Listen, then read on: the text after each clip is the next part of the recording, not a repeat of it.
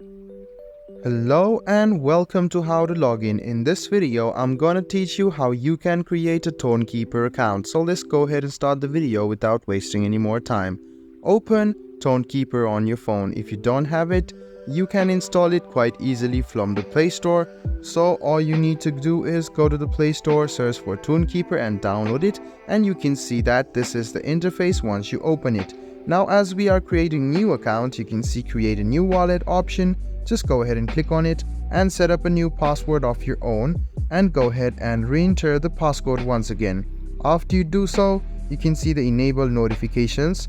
If you want to get notifications from Tonkeeper, you can just click on enable notifications, or you can skip it if you want. So I'm just going to go ahead and allow this, and you can see the use biometrics to approve the transaction. Just go ahead and enable it, write down your passcode once and the biometrics will appear. Go ahead and do this, and now you have signed up for this option of Tonkeeper.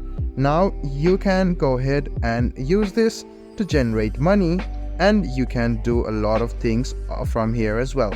So guys, I hope this video about how you can sign up for Tonkeeper was helpful for you. If you still have any kind of confusion, please do mention us on the comment section down below.